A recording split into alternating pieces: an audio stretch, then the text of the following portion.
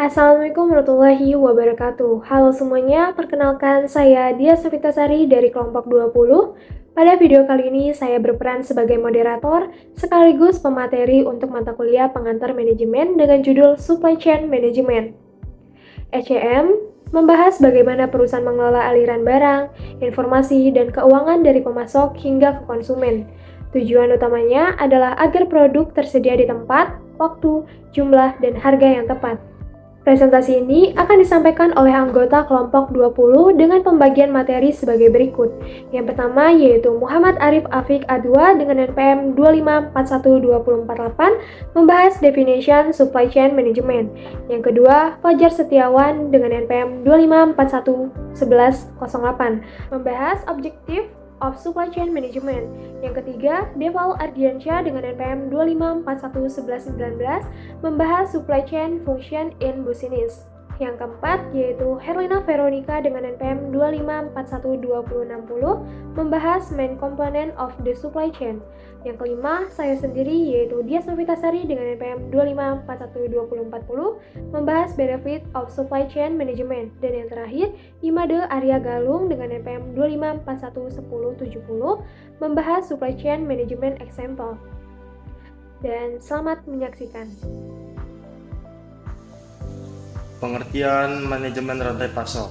Manajemen rantai pasok adalah pendekatan manajemen strategis dan operasional yang mengatur serta mengkoordinasikan seluruh aktivitas yang terlibat dalam aliran bahan baku, proses produksi, penyimpanan, distribusi, informasi, dan keuangan dari pihak awal pemasok hingga pihak paling akhir konsumen.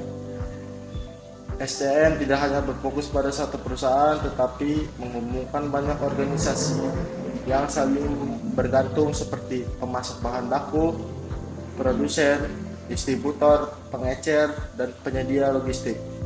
Semua pihak tersebut bekerja sama dalam satu sistem terpadu untuk menciptakan nilai mix maksimum bagi pelanggan dengan biaya serendah mungkin. Aliran barang sendiri adalah mengelola perpindahan fisik barang mulai dari pengadaan bahan baku, proses produksi, penyimpanan di gudang, distribusi ke konsumen. Aliran informasi adalah informasi seperti permintaan pasar, jadwal produksi, data persediaan, dan status pengiriman harus mengalir secara akurat dan real time antara pihak dalam rantai pasok. Tanpa informasi yang baik, keputusan yang diambil akan tidak efisien. Yang ketiga, aliran keuangan atau financial flow. ECM juga mengatur arus keuangan seperti pembayaran kepada pemasok, biaya produksi dan distribusi, penerimaan pembayaran dari pelanggan. Pengelolaan keuangan yang baik membantu menjaga kesehatan finansial perusahaan. Objective of Supply Chain Management. Tujuan dari manajemen rantai pasok adalah untuk mengukur dan mengelola keseimbangan antara penawaran dan permintaan secara efektif. Jika keseimbangan ini tercapai, maka berbagai masalah dapat dihindari. Namun, untuk itu kita perlu memahami isu-isu terlibat dalam manajemen supply chain, yaitu 1. Hubungan antara konsumen dan klien, relationship between customer and client. Dalam supply chain, hubungan yang kuat antara perusahaan, konsumen, dan klien sangat penting. Hubungan ini membantu memastikan produk sesuai kebutuhan pelanggan, meningkatkan kepuasan, dan memperkuat loyalitas. Yang kedua, pengadaan barang dengan distributor. Ini berkaitan dengan proses memperoleh barang dari berbagai distributor. Pengadaan barang harus diatur dengan baik agar barang tersedia pada waktu yang tepat, dalam jumlah yang sesuai, dan dengan biaya yang efisien. Yang ketiga, level in outsourcing. Tingkat dalam outsourcing. Ini menjelaskan bahwa supply chain perusahaan sering bekerja sama dengan pihak luar untuk beberapa aktivitas. misalnya produksi, distribusi, dan atau layanan tertentu. Setiap aktivitas memiliki level atau tingkatan outsourcing yang berbeda. Lalu ada supply chain function dalam bisnis. Supply chain function adalah serangkaian aktivitas yang mengatur aliran bahan baku, produk, informasi, dan uang dari pemasok hingga pelanggan akhir agar proses bisnis berjalan efisien dan efektif. Fungsi-fungsi utamanya itu yang pertama ada planning, merencanakan permintaan, produksi, dan distribusi agar stok sesuai kebutuhan.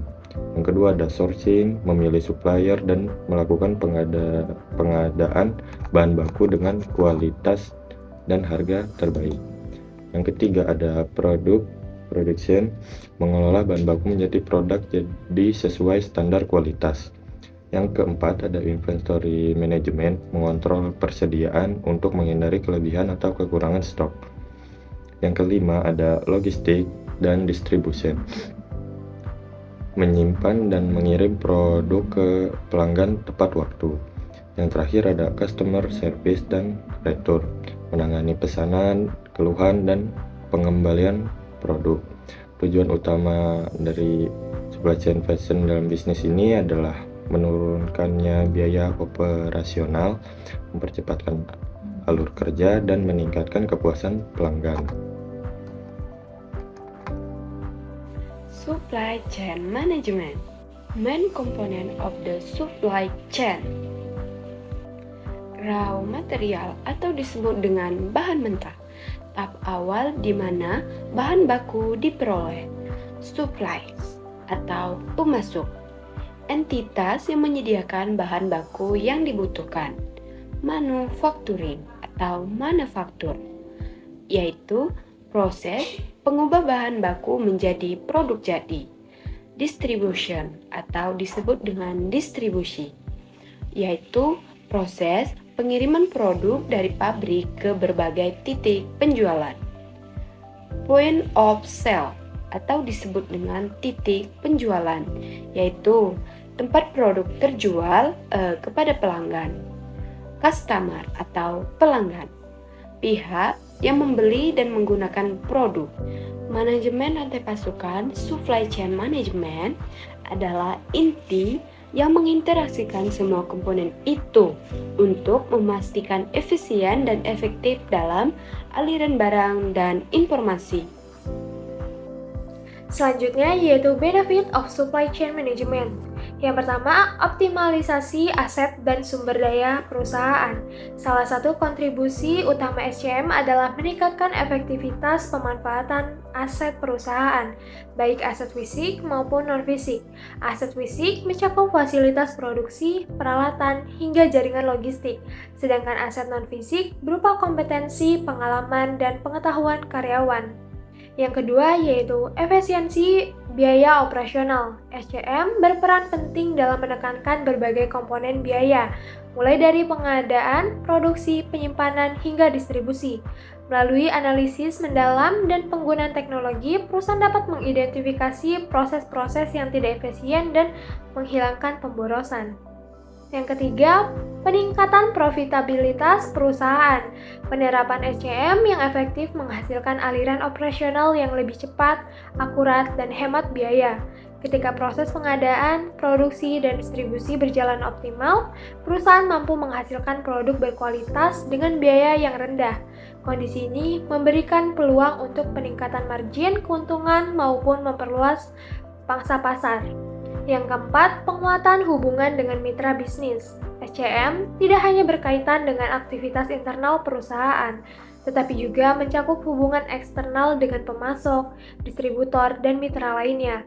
Sistem rantai pasok yang terkelola dengan baik mendorong terciptanya kolaborasi yang sehat dan saling menguntungkan. Dan yang terakhir yaitu meningkatkan kepercayaan dan kepuasan pelanggan. Salah satu indikator keberhasilan SCM adalah kemampuan perusahaan dalam memenuhi kebutuhan pelanggan secara konsisten. SCM yang efektif menjamin kualitas produk tetap terjaga, waktu pengiriman lebih akurat, dan proses pelayanan lebih andal. Oke, yang keenam ada supply chain management experience. SCM Otomotif Industri Toyota, SCM Retail Indomaret Toyota Indomaret, SCM E-commerce Amazon. SCM Industri Otomotif Toyota menerapkan sistem Just in Time atau JIT dan Lens Manufacturing, di mana komponen diproduksi dan dikirim sesuai kebutuhan produk aktual. Hal ini mengurangi biaya penyimpanan, meningkatkan efisiensi operasional, serta memperkuat kolaborasi dengan pemasok melalui konsep cash-through kemitraan jangka panjang. Yang kedua ada SCM Industri Retail Indomaret.